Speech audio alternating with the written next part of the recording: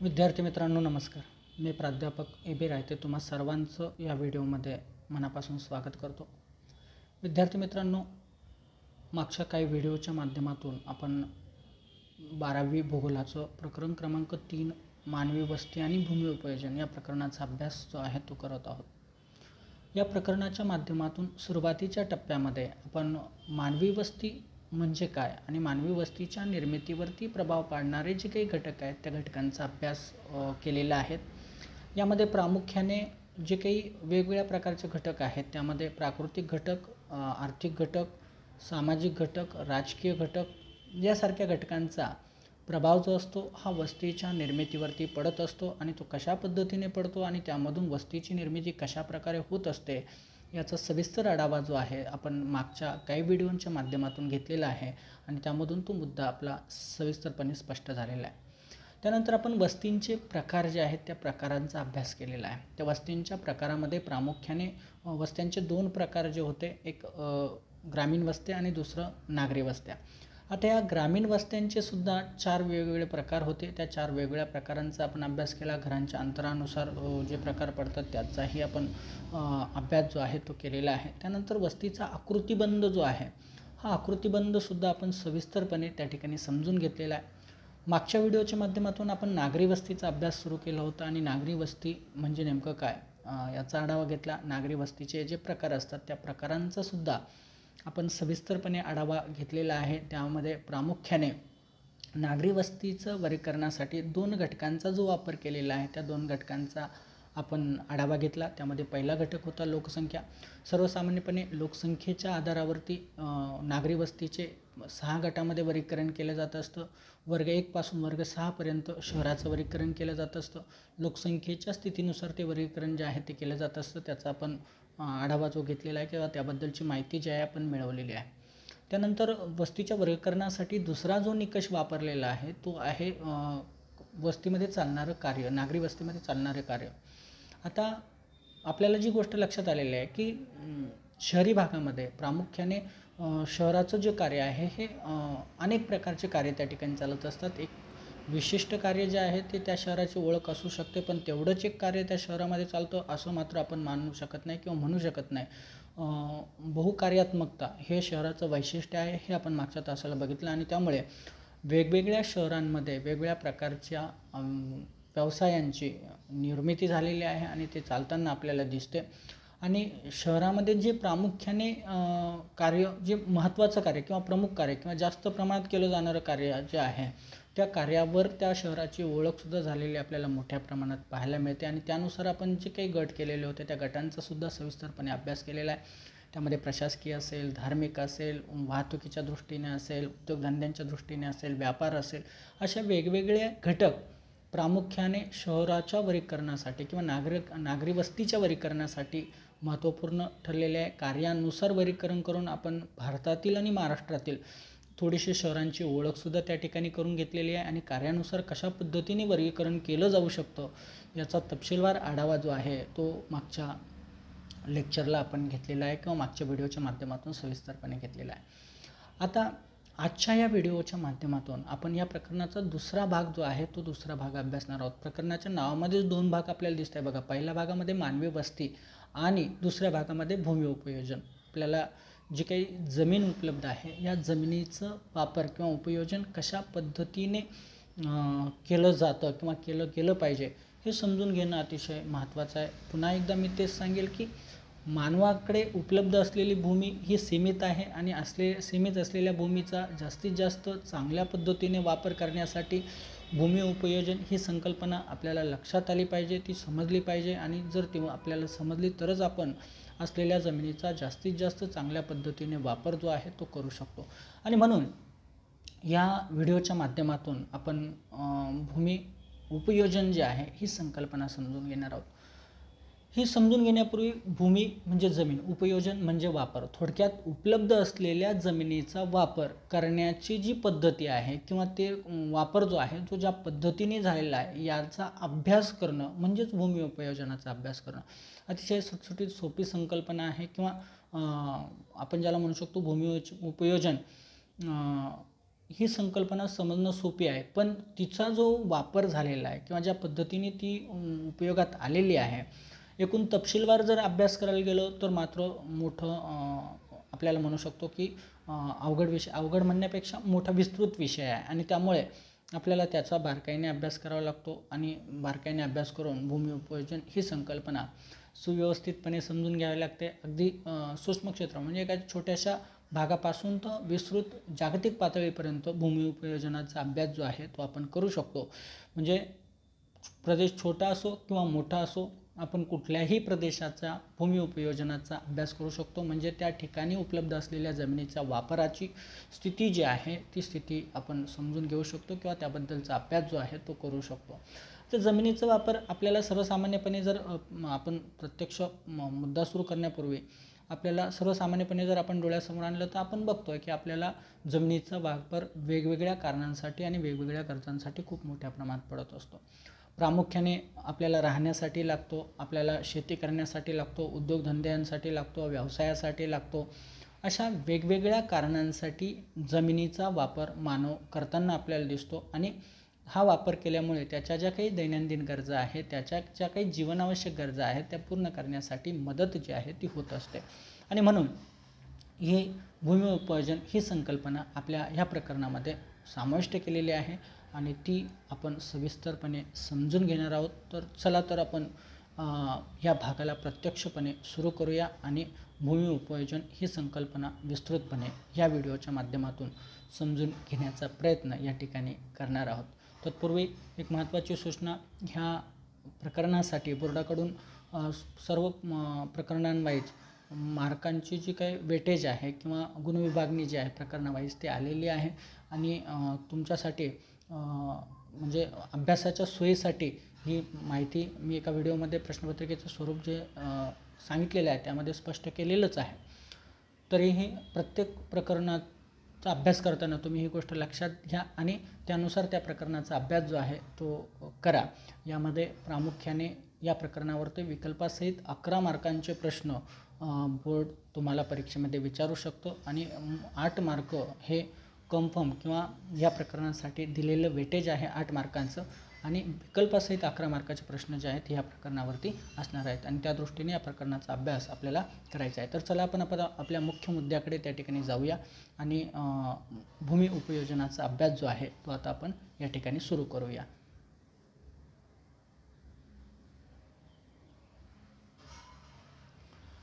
बघा विद्यार्थी मित्रांनो,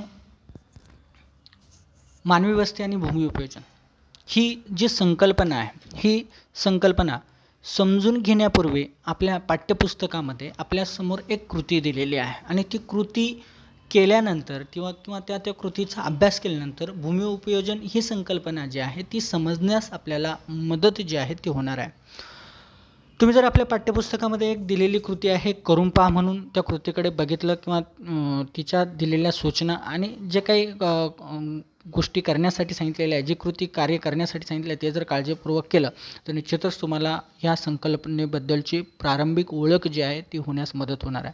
काय कृती आहे बघा, आता ही कृती खरं तर वर्गामध्ये शिक्षकांसमावेत करण्यासाठी दिलेली आहे. आपण ती गृहीत धरूया, आपण ती करतोय किंवा तुम्ही ही कृती काही छोट्याशा भागासाठी का होईना स्वतः करू शकतात. त्यासाठी तज्ज्ञांचं, तुमच्या पालकांचं, शिक्षकांचं मदत जी आहे ती त्यातसुद्धा त्यासाठी घेऊ शकतात. बघा काय कृती आहे यामध्ये सुरुवातीला काही सूचना दिलेल्या आहेत, त्या सूचना या ठिकाणी लक्षात घेऊया. बघा, तुमच्या गावाचा, नगराचा सर्वप्रथम म्हणजे तुमच्या भागाचा जो काही तुम्हाला जेवढ्या भागाचं ऑब्झर्वेशन करायचं, निरीक्षण करायचं आहे किंवा भूमी उपयोजनाचा अभ्यास करायचा आहे, लक्षात घ्या, तेवढ्या भागाचा किंवा तेवढ्या गावाचा नगराचा असेल नकाशा सर्वप्रथम तुम्ही मिळवा. त्यासाठी गुगल अर्थची मदत घेऊ शकता किंवा तुम्ही तुमच्या शाळेचा किंवा कॉलेजचा नकाशा तयार करू शकतात. बघा लक्षात घ्या, यासाठी तुम्हाला 2 गोष्टी नकाशा मिळवण्यासाठी 2 गोष्टी मदत करू शकतात. एक पहिली गोष्ट म्हणजे तुम्ही गुगल अर्थवर जा आणि तिथून तुम्हाला जेवढ्या प्रदेशाचा नकाशा पाहिजे तेवढा सिलेक्ट करून त्या ठिकाणी तो नकाशा प्रिंट करून घ्या, त्याची प्रिंट काढून घ्या. किंवा तुम्ही स्वतःच्या हाताने शाळेचा किंवा कॉलेजचा छोटा भाग जो असेल त्याच्याबद्दलचं मोजमाप करून तुम्ही स्वतःचा नकाशा जो आहे तो स्वतः तुम्ही तयार करू शकतात. म्हणजे तुमच्या इच्छेनुसार, तुमच्या स्थितीनुसार तुम्ही कुठल्याही मार्गाचा अवलंब करून तुम्ही नकाशा तयार करू शकतात किंवा मिळवू शकतात. आता हा जो काही मिळालेला नकाशा आहे, या नकाशात परिसर व आसपासचे रस्ते दिसायला हवेत. यामध्ये सर्वात महत्त्वाची गोष्ट म्हणजे तो जो काही जेवढ्या प्रदेशाचा किंवा जेवढ्या भागाचा तुम्ही नकाशा काढलेला आहे त्यामध्ये प्रामुख्याने जे गोष्टी अपेक्षित आहे दिसणं किंवा त्याचा उल्लेख होणं ते म्हणजे त्या परिसरात असलेली घरं आणि त्या परिसरात असलेले रस्ते, या दोन गोष्टी प्रामुख्याने ठळकपणे त्या ठिकाणी दिसायलाच हव्या किंवा दिसल्या पाहिजे. त्यानंतर तिसरी गोष्ट त्या ठिकाणी तिसरं सूचना काय केली आहे, झेरॉक्सच्या साहाय्याने नकाशाचा मोठ्या आकाराची प्रिंट मिळवा. मग झेरॉक्सच्या दुकानातून किंवा झेरॉक्सच्या मदतीने तुम्ही जी काही तयार केलेला नकाशा असेल किंवा गुगल अर्थवरून काढलेला नकाशा असेल तर तो नकाशा इनलार्ज करून घ्या. थोडी त्याची जी आपण म्हणू शकतो आकार जो आहे तो वाढवून घ्या आणि मोठ्या आकाराचा नकाशा जो आहे तो मिळवा, त्याची प्रिंट मिळवा.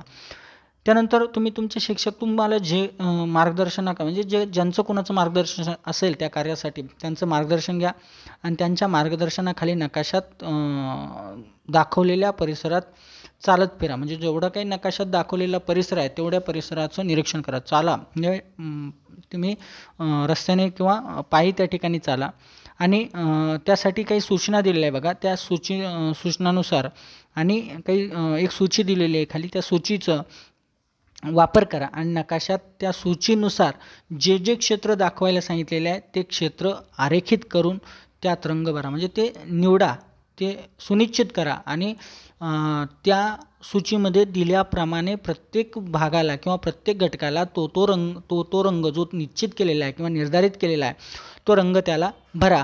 अशा पद्धतीने त्यांनी सूचना केलेली आहे. आता या पद्धतीने दिल्यानंतर बघा, आता इथं सूची जर आपण बघितली तर स्पष्ट दिसते सूची बघा. जवळपास 7 घटक त्या ठिकाणी सूचीमध्ये दिले. ते 7 घटक त्यांनी दाखवायला सांगितले बघा. पहिलं त्यांनी घटक सांगितलं आहे उद्यानं व मोकळी जागा. त्या परिसरामध्ये तुम्ही फिरत असताना जेवढे उद्यानं व मोकळी जागा दिसतील नकाशामध्ये ज्या ठिकाणी ती जागा असेल त्या ठिकाणी तो प्रदेश आरेखित करा, चिन्हांकित करा, ओळखा आणि ओळखल्यानंतर तो प्रदेश रंगाने रंगवा. कोणत्या हिरव्या रंगाने तो रंगवायला सांगितलेला आहे. त्यानंतर प्रदेशातील घरं व सदनिका म्हणजे राहण्यासाठीची जी काही व्यवस्था, घरं असेल, सदनिका म्हणजे फ्लॅट वगैरे जी काही व्यवस्था असेल, ज्या पद्धतीची राहण्यासाठीची जी काही व्यवस्था आहे त्या फ्लॅट वगैरे यांची निवड करा, ते ओळखा, त्यांना चिन्हित करा किंवा त्यांना आपण म्हणजे मार्क करा आणि त्यानंतर त्यांनासुद्धा रंगवा. त्यासाठी त्यांनी जो कलर सांगितलेला आहे गडद लाल रंग जो आहे, डार्क रेड कलर आपण म्हणू शकतो, त्या रंगाचा वापर करा आणि ते सगळे घरं जे राहण्यासाठी वापरले जातात त्यांना रंगवा.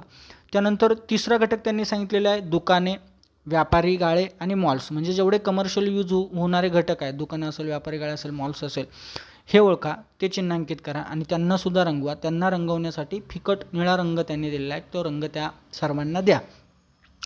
या व्यतिरिक्त सार्वजनिक इमारती, कार्यालय, शाळा, महाविद्यालय, बस, लोहमार्ग, स्थानके यासारखे जे घटक आहे जे सरकारी किंवा आपण ज्याला म्हणू शकतो आपण सार्वजनिक मालमत्ता म्हणू शकतो, या सार्वजनिक मालमत्तेला ओळखा, त्यांनासुद्धा चिन्हित करा आणि त्यालासुद्धा फिकट लाल रंगाने रंगवा. त्यानंतर कृषी. आता कृषी म्हणजे काय, शेती वगैरे कृषी घटकांशी निगडीत असलेला शेती हा जो घटक आहे तर तुम्हाला त्या प्रदेशामध्ये जेवढी काही शेती मिळेल त्या शेतीचा प्रदेश ओळखा, तो चिन्हित करा आणि त्याला पिवळ्या रंगाने रंगवायला सांगितलेला आहे. त्यानंतर त्या प्रदेशामध्ये असलेले जलरूपांमध्ये वेगवेगळ्या प्रकारचे असू शकतात, नद्या असू शकते, सरोवर असू शकते, तलाव असू शकते, असे कुठल्याही प्रकारचे जलस्रोत असतील त्या प्रदेशामध्ये ते जलस्रोत बघा, त्यांचं क्षेत्र ओळखा आणि तेवढं क्षेत्रसुद्धा रंगवा. त्यासाठी तुम्ही गडद निळ्या रंगाचा वापर जो आहे तो करू शकतात. आणि शेवटची सूचीमध्ये दिलेले आहे वाहतूक. मग त्यामध्ये रेल्वे, रस्ते जे काही असतील ते त्या प्रदेशामध्ये असलेले सर्व रेल्वेचे मार्ग असतील किंवा रस्ते मार्ग जे असतील ते संपूर्णपणे त्या ठिकाणी दाखवा आणि त्याच्यासाठी जो रंग वापरायला सांगितलेला आहे तो काळा रंग त्या ठिकाणी वापरा. अशा पद्धतीने जवळपास सगळे घटक त्या प्रदेशामध्ये असलेले कुठल्या ना कुठल्या रंगामध्ये येऊन तो भाग कवर झालेला तुम्हाला दिसेल.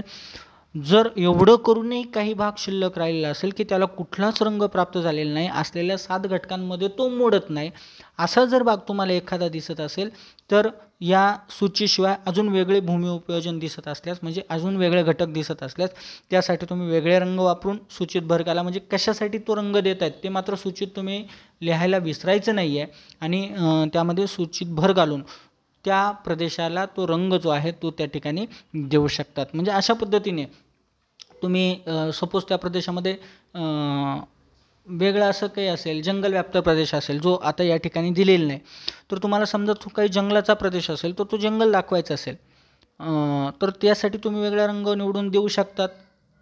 किंवा एखादा डोंगराळ भाग असेल तो तुम्ही त्या ठिकाणी त्यासाठी देऊ शकता त्या पद्धतीचा रंग वापरून. म्हणजे अशा पद्धतीने तुम्ही त्या पद्धतीने किंवा एखादा प्रदेश अगदीच पडीक असेल, तिथं काहीच होत नाही, मोकळी जागांमध्ये आहे, पण इतर काही कारणांसाठी समजा राखीव असेल पण काही होत नसेल, तर तो प्रदेशसुद्धा तुम्ही तशा पद्धतीने चिन्हांकित करून किंवा त्यासाठी सूची तयार करून तुम्ही त्या वेगळ्या रंगाने दाखवू शकतात. अशा पद्धतीने त्या प्रदेशामधला सर्व भूभाग तुम्ही कोणत्या कारणासाठी वापरला जातो आहे तो निश्चित करा आणि त्यासाठी तो विशिष्ट रंग देऊन तो संपूर्ण प्रदेश जो आहे त्याचं भूमी उपयोजन जे आहे ते तुम्ही त्या ठिकाणी दाखवा.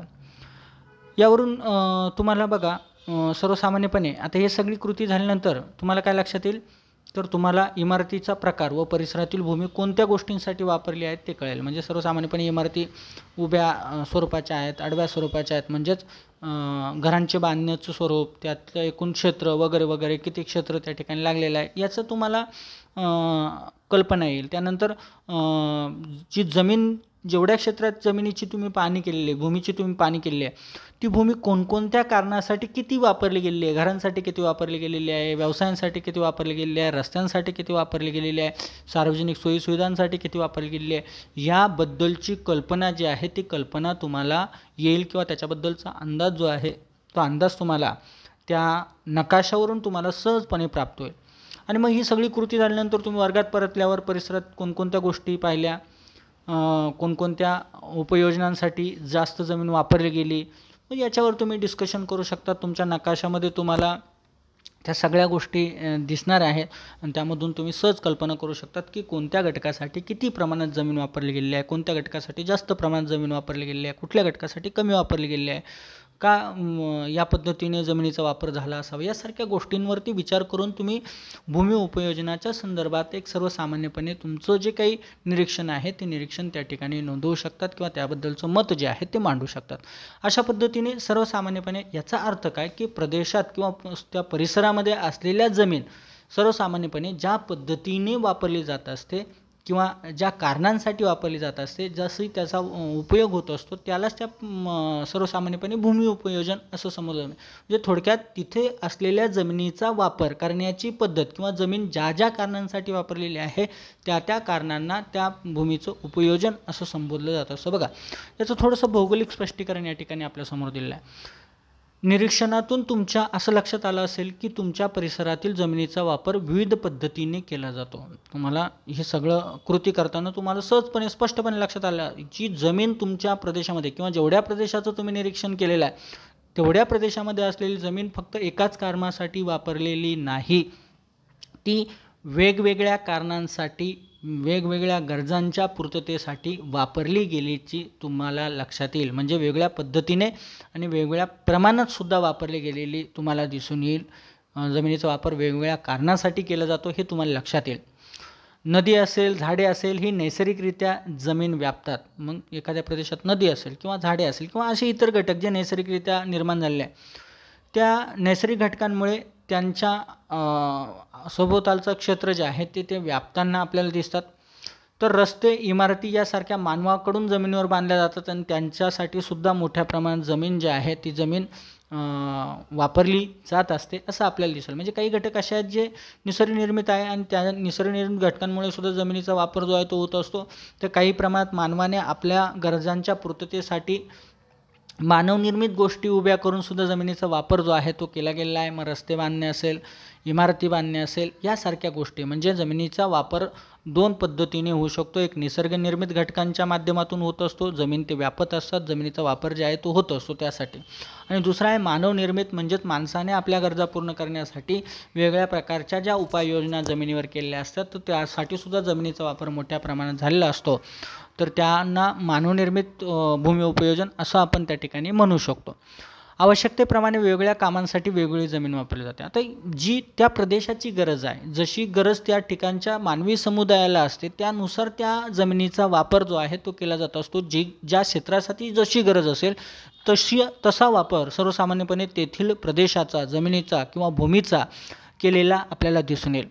मानव भूमीचा वापर हा प्रामुख्याने वेगवेगळ्या गोष्टींसाठी करत असला तरी त्यातल्या काही महत्त्वाच्या गोष्टी ज्यामध्ये मोठ्या प्रमाणात वापर करत असतो, त्यामध्ये सर्वाधिक महत्त्वाचा आहे तो म्हणजे निवास. राहण्यासाठी जमिनीचा वापर मोठ्या प्रमाणात मानव करत असतो. त्यानंतर दुसरा घटक आहे व्यवसाय. व्यवसाय करण्यासाठी सुद्धा उद्योग जो काही व्यवसाय असेल त्याचा, तो व्यवसाय करण्यासाठी सुद्धा, व्यवसाय उभा करण्यासाठी त्याला जागेची आवश्यकता असते, तर त्यासाठी सुद्धा तो जमिनीचा वापर मोठ्या प्रमाणात करतो. त्याचप्रमाणे वेगवेगळ्या प्रकारचे उत्पादनं म्हणजे थोडक्यात उद्योगधंदे जे आहेत त्यांच्या निर्मितीसाठी सुद्धा जमिनीची आवश्यकता असते. मानवाने त्यासाठी सुद्धा मोठ्या प्रमाणात जमिनीचा वापर केलेला आहे.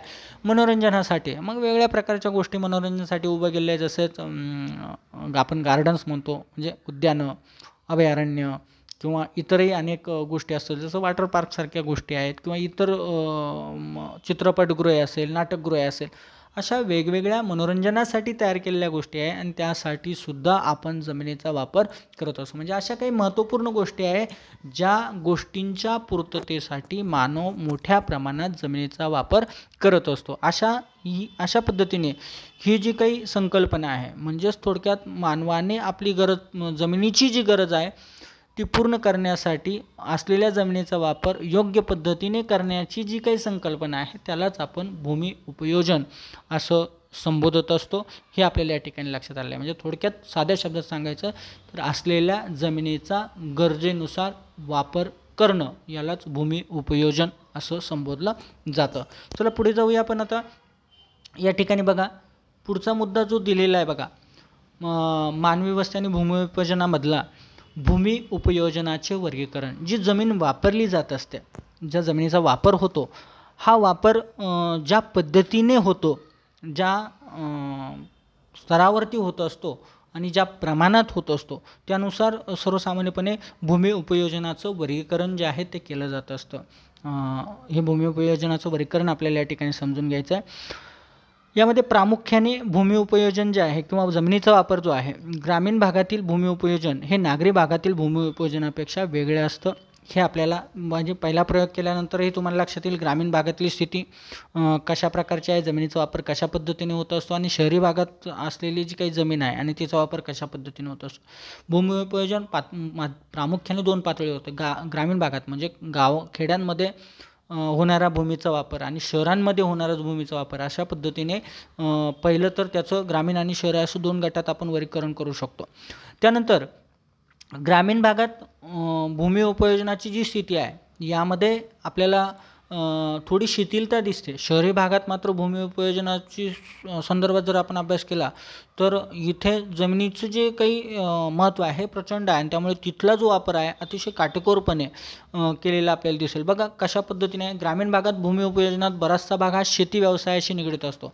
जर आपण दोघांची स्थिती बघितली भूमी उपयोजनामध्ये तर ग्रामीण भागामध्ये असलेलं जेवढं काही क्षेत्र आहे, प्रदेश आहे किंवा भूमी आहे, जमीन आहे, त्यामधले जास्तीत जास्त जमीन जी आहे तिचा वापर शेती करण्यासाठी केला जातो किंवा शेती या व्यवसायासाठी जास्तीत जास्त जमीन जी आहे ती वापरली जात असते, हे तुम्हाला लक्षात येईल.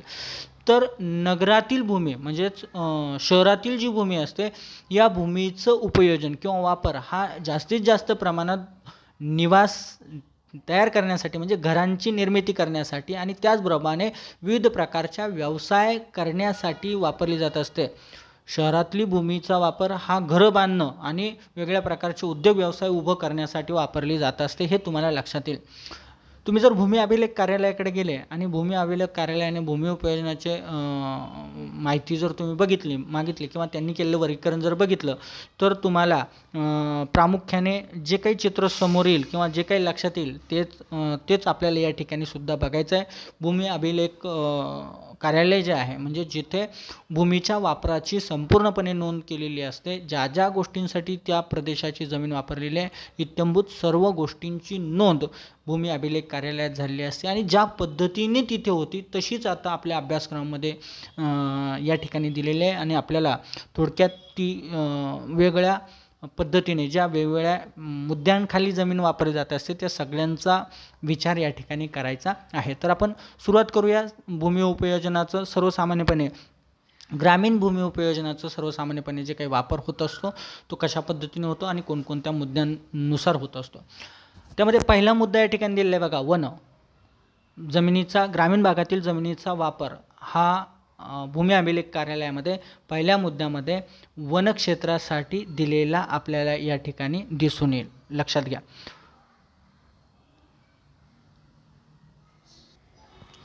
ग्रामीण भागामध्ये मोठ्या प्रमाणात क्षेत्र जे आहेत ते वनांसाठी सुद्धा ठेवलं जात असतं. आता सर्वच भागात असेल किंवा सर्वच गावखेड्यांमध्ये असेल असं नाही, पण ज्या ज्या ठिकाणी असेल जितकं क्षेत्र असेल त्याची नोंद जी आहे ती भूमी अभिलेख कार्यालयामध्ये त्या ठिकाणी केलेली असते. म्हणजे पहिलं भाग जो आहे किंवा पहिलं वापर जो आहे जमिनीचा तो वनांखालील क्षेत्रासाठी नोंदवला जातो. त्यानंतर दुसरा विभाग आहे बिगर शेती. आता बिगर शेतीमध्ये कोणकोणते घटक येत असतात तर शेती व्यतिरिक्त इतर ज्या गोष्टी केलेल्या ज्या गोष्टींसाठी जमीन वापरलेली असते त्यांना बिगर शेती वापर जो आहे जमिनीचा वापर असं संबोधलं जात असतं. यामध्ये प्रामुख्याने बघा सर्वात महत्त्वाचं बिगर शेतीसाठी जमीन जर वापरली असेल सर्वात मोठी गरज जी असते बिगर शेतीमध्ये ती म्हणजे वस्तीसाठी, राहण्यासाठी, घर किंवा शहर किंवा गाव निर्माण करण्यासाठी, मग ती ग्रामीण भागात असो किंवा शहरी भागात असो. प्रामुख्याने वस्ती तयार करण्यासाठी पहिली गरज आहे घरं बांधण्यासाठी, राहण्यासाठी, निवारा किंवा आश्रय बनवण्यासाठी जमिनीचा वापर हा केला जात असतो आणि हा बिगर शेती असलेला आपल्याला दिसतो.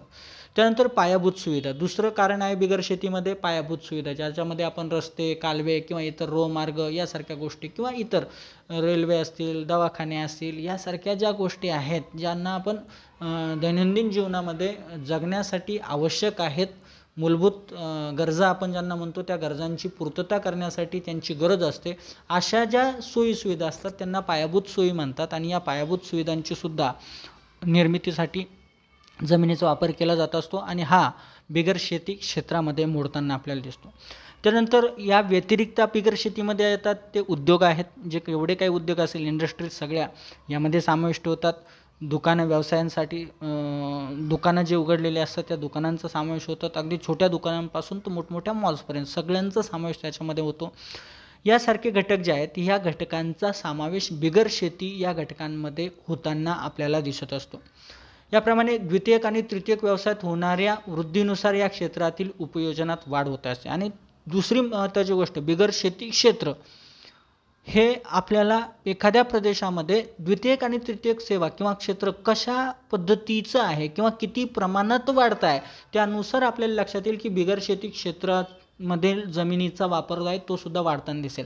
जर ती वाढ नसेल द्वितीयक आणि तृतीयक क्षेत्राचा तिथं फारसा वावर नसेल किंवा उभे नसतील तर निश्चितच मग बिगर शेती क्षेत्र फारसं कमी होत नाही किंवा त्याच्यावर फारसा प्रभाव किंवा परिणाम होत नाही.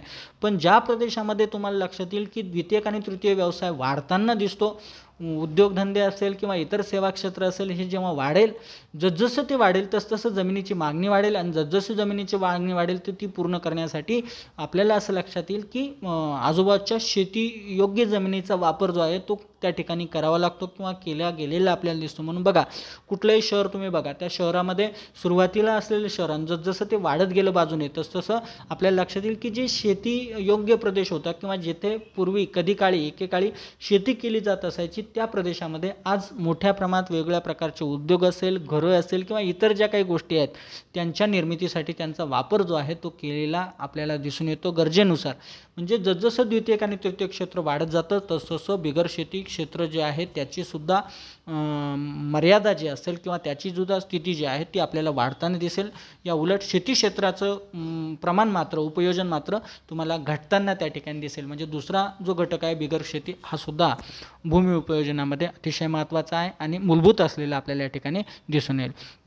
त्यानंतर तिसरा घटक बघा ओसाड किंवा नापीक किंवा ज्याला आपण अनुत्पादक भूमी असं म्हणतो असतो. यामध्ये प्रामुख्याने या प्रदेशामध्ये या प्रदेशाची स्थिती अशी आहे की या प्रदेशाची भौगोलिक रचना ही अशी स्वरूपाची आहे की त्या ठिकाणी शेती करण्याची इच्छा असून सुद्धा शेती करता येत नाही, घरं बांधण्याची इच्छा असून सुद्धा घरं बांधता येत नाही किंवा परिस्थिती अशी आहे की इथं उद्योगधंदे निर्माण करायचे असून सुद्धा त्या ठिकाणी आपण करू शकत नाही. अशी जी जमीन आहे उंच सखल असते, डोंगराळ भूमी असते, ओसाळ वाळवंटी प्रदेश असतो, गळीयुक्त भूमी असते. असा जो प्रदेश आहे ज्या प्रदेशातील जमिनीची जी काही स्थिती आहे आणि तिथं जे काही परिवेश किंवा जी काही सुरक्षितता आहे ती धोक्यात आलेली असते आणि त्यामुळे असा प्रदेश ओसाड पडलेला असतो किंवा मोकळा पडलेला असतो. तिचा वापर केला जात नाही किंवा करणं अवघड त्या ठिकाणी होत असतं. मग असा जो प्रदेश असतो त्या प्रदेशाचा समावेश ओसाड किंवा अनुत्पादक वर्गात केला जातो. जी भूमी कृषी व्यवसायाखाली कोणत्याही प्रकारचे तंत्र वापरून आणता येत नाही अशी भूमी या प्रकारात येत असते आणि यामध्ये कृषी किंवा शेती केली जाऊ शकत नाही अशा प्रकारची त्या ठिकाणची रचना आहे आणि इतरही गोष्टी उभे करण्यास त्यामध्ये मोठ्या प्रमाणात अडचणी आहे. तर अशी जी जमीन असते त्या प्रदेशामधली तिला ओसाड, नापीक किंवा अनुत्पादक भूमी म्हणून ओळखलं जात असतं. चौथा घटक बघा भूमी उपयोजनामधला किंवा ज्या साठी जमीन वापरली जात असते ती म्हणजे कायमस्वरूपी गायरान किंवा चराऊ जमीन किंवा तिला आपण चराऊ जमीन म्हणत असते. बघा आता ही जी क्षेत्र आहे ही जी घटक आहे हा प्रामुख्याने आपल्याला ग्रामीण भागामध्ये आता हे ग्रामीण भूमी उपयोजन बघतोय आणि म्हणूनच त्यामध्ये या आपल्याला असलेलं दिसून येईल. यामध्ये काय असतं गायरान किंवा कायम चराऊ जमीन म्हणून प्रामुख्याने हे ग्रामपंचायतीची किंवा शासनाच्या मालकीची असते. म्हणजे शासन किंवा ग्रामपंचायतीची ती ताब्यात असते. ती कुणाच्या वैयक्तिक शक्यतो मालकीची नसते, ती सरकारची असते किंवा तिथल्या स्थानिक ग्रामपंचायतीची असते. म्हणजे सर्व गावाच्या मिळून मालकीची ती असते आणि ती सर्वांनी मिळून तिथं असणारे जे पशुपालक असतात त्या पशुपालकांना आपले पशु चारण्यासाठी ती जमीन खुली सोडलेली असते. अशी जमीन फारच थोड्या प्रमाणात खाजगी मालकाची असू शकते. अशी जमीन जर असेल चराऊ कारण जी काही अशा प्रकारच्या जमिनी आहेत त्या खाजगी मालकांच्या जर असेल तर त्यांनी त्या जमिनीचा वापर जो आहे तो इतर कारणांसाठी सुरू केलेला आहे किंवा केलेला दिसून येतो. त्यामुळे पडलेल्या स्वरूपात किंवा गायरान स्वरूपात ठेवलेल्या जमिनी आता खाजगी मालकीच्या फारशा आढळत नाही. मात्र सरकारी किंवा ग्रामपंचायतीच्या मालकीच्या मात्र मोठ्या प्रमाणात आजही असू शकतात.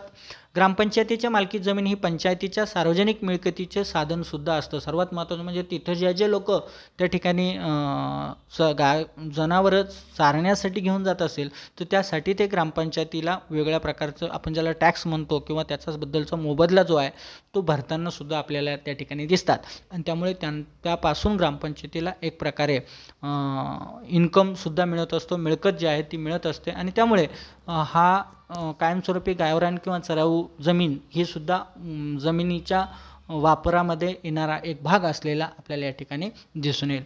पाचवा घटक बघा किरकोळ वृक्ष, पिके व वनराई जमीन जी असते म्हणजे ज्यामध्ये किरकोळ वृक्ष असेल किंवा पिकं असेल, वनराई असेल किंवा आपण ज्याला जमीन म्हणतो म्हणजे निव्वळ लागवडीखाली नसलेली म्हणजे फक्त लागवडीखाली नसलेली अशी जी जमीन आहे यामध्ये यात निव्वळ लागवडीखालील क्षेत्राचा समावेश नसतो. म्हणजे प्रत्यक्ष किंवा निव्वळ किंवा जी शेती योग्य आपण शेतीसाठी प्रत्यक्षपणे वापरली जाते ना त्या व्यतिरिक्त जी शेती आहे त्यामध्ये याचा समावेश होत असतो. या क्षेत्रातील बहुतेक जमिनी खाजगी मालकीची असते आणि यामध्ये प्रामुख्याने बहुतांशी क्षेत्र जे आहेत हे खाजगी मालकीचंच असलेलं आपल्याला दिसून येईल.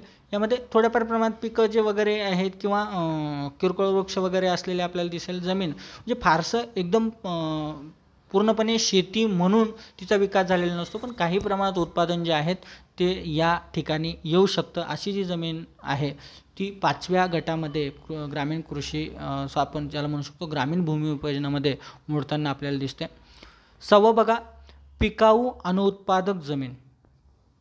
यामध्ये प्रामुख्याने अशी जमीन जी 5 वर्षापेक्षा अधिक काळ पडीक म्हणजे पडलेली आहे आणि पडलेली असलेली कोणती जमीन लागवडीखाली न आलेली पड या प्रकारात मोडते. बघा, पिकाऊ पण अनुत्पादक जमीन, म्हणजेच हिच्यामध्ये पीक येऊ शकतं, उत्पादन मिळू शकतं, पण असं असून देखील 5 वर्षापेक्षा अधिक काळापासून उत्पादन येत असताना देखील तिच्यातून उत्पादन घेतलं गेलेलं नाही. 5 वर्ष किंवा त्यापेक्षा जास्त काळापासून ती जमीन तशीच पडलेली आहे. वेगळ्या कारण, कुठल्याही कारणाने असेल ती, पण तिच्यातून उत्पादन घेतलं जात नाही आहे, अशी जमीन असते. तिला पडीक किंवा आपण ज्याला पडीत जमीन म्हणतो, अशी जमीन मोठ्या कालावधीपासून लागवडीखाली आलेली नसते, म्हणून तिला पड जमीन म्हणून आपण ओळखत असतो.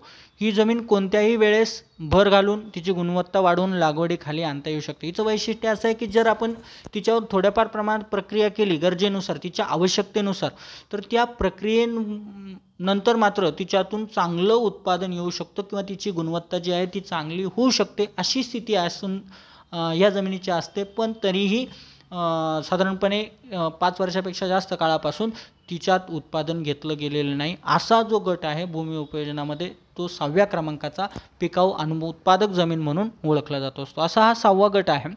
7वा गट बघा, चालू पड जमीन. आता ही चालू पड जमिनीमध्ये प्रामुख्याने इथं सुद्धा जमीन पडलेली असते, पण कालावधीमध्ये मात्र फरक आहे. मागच्या याच्यात आपण कालावधी बघितला की ज्यामध्ये कालावधी प्रामुख्याने 5 वर्ष किंवा त्यापेक्षा जास्तचा काळ होता. इथं मात्र 1 वर्ष किंवा त्यापेक्षा कमी काळ जी जमीन लागवडीखाली नसते, अशा जमिनीला चालू पड जमीन म्हणून ओळखलं जातं असतं. म्हणजे या गटात ती मोडत असते, म्हणजे जास्त काळ नाही, 1 वर्ष झालं तशी ती पडलेली आहे, तिच्यात काही उत्पन्न घेतलं गेलेलं नाही किंवा पिकवलं गेलेलं नाही, तर अशी जी जमीन असते ती चालू पड जमीन आहे. म्हणजे फक्त 1 वर्षापेक्षा कमी काळ या ठिकाणी ती पडलेली असते जमिनीला. आता ही अशा प्रकारची स्थिती कधी असू शकते किंवा केव्हा असते किंवा कोठे असते, तर ही जमीन जी आहे ही जाणीवपूर्वक पड ठेवण्याच्या शेती पद्धतीमुळे या क्षेत्राची निर्मिती होते. जाणीवपूर्वक काय म्हणजे त्या ठिकाणी बघा का ती ठेवली जाते, तर त्याच्यामागचे वेगवेगळे कारणे असू शकतात. जो काही मालक आहे त्या मालकाला त्या जमिनीची गुणवत्ता खालवलेली असेल, उत्पादन मिळत नसेल किंवा इतर काही अडचणी संकट असेल किंवा कुठल्याही पद्धतीने जाणीवपूर्वक म्हणजे स्वतःहून त्याने ती जमीन तशी ठेवलेली आहे, खाली ठेवलेली आहे. तिची गुणवत्ता सुधारण्यासाठी, कदाचित गुणवत्ता सुधारण्यासाठी काही काळ जमीन जर कोरडी ठेवली किंवा मोकळी ठेवली तरी गुणवत्तामध्ये सुधार जो आहे तो होत असतो, आणि त्यामुळे त्या कारणाने सुद्धा त्याने ती तशी ठेवलेली असू शकते. म्हणजे जाणीवपूर्वक ती स्वतःहून ठेवलेली आहे आणि त्यातून ही जमीन जी आहे या क्षेत्राची निर्मिती जी आहे ती होताना आपल्याला दिसत असते. पड ठेवलेल्या काळात जमिनीची नैसर्गिकरित्या पुन्हा कसदार बनते किंवा तिला पुन्हा सुपीकता प्राप्त होत असते. बघा, ती का ठेवलेली आहे, पुन्हा तिला सुपीकता प्राप्त करायची आहे, नैसर्गिकरित्या ती पुन्हा सुपीक व्हावी या उद्देशानेच ती मोकळी ठेवलेली आहे वर्षभरासाठी किंवा त्यापेक्षा कमी काळासाठी, आणि साधारणपणे त्या विशिष्ट काळानंतर पुन्हा तिला नैसर्गिकरित्या एक पोषण क्षमता ती धारण करेल आणि पुन्हा तिच्यातून उत्पादन जे आहे ते घेणं सुरू होईल. म्हणजे अशी जी जमीन असते तिला चालू पड जमीन म्हणून ओळखलं जात असतं. 8वा गट बघा, 8वा वेगळा ग्रामीण भूमी उपयोजनाचा. यामध्ये चालू पड शिवायची पड जमीन, म्हणजे आता आपण जो गट बघितला त्या व्यतिरिक्त इतर जी पड जमीन आहे तिचा पण एक गट केलेला आपल्याला दिसून येतो. ही सुद्धा लागवडीयोग्य जमीन असते. आता यामधले 2 जे गट होते, यामध्ये पहिला गट आपण बघितला 5 वर्षापेक्षा जास्त काळापासून खाली पडलेली आहे, थोडीशी सुधारणा केली तर त्यातून उत्पादन येऊ शकतो, म्हणजे ती लागवडीयोग्य जमीन आहे, पण तरीही ती पडलेली आहे. दुसरा गट आपण बघितला की जिची उत्पादन क्षमता घटलेली आहे, ती वाढवण्यासाठी 1 वर्ष किंवा त्यापेक्षा कमी काळासाठी ती पड ठेवलेली आहे, तर ती पड जमीन चालू पड जमीन आपण म्हणून बघितलेला आहे. आणि या व्यतिरिक्त सुद्धा तिसरा जो गट आहे तो इतर पड जमीन म्हणून किंवा चालू पड जमिनीशिवाय जी इतर पडलेली जमीन आहे तिला तिसऱ्या गटामध्ये आपण या ठिकाणी बघू शकतो. ही सुद्धा जमीन लागवडी योग्य जमीन असते. ही जमीन 1 वर्षापेक्षा जास्त परंतु 5 वर्षापेक्षा कमी काळ पडीत राहते. म्हणजे या दोघांचा मधला आहे.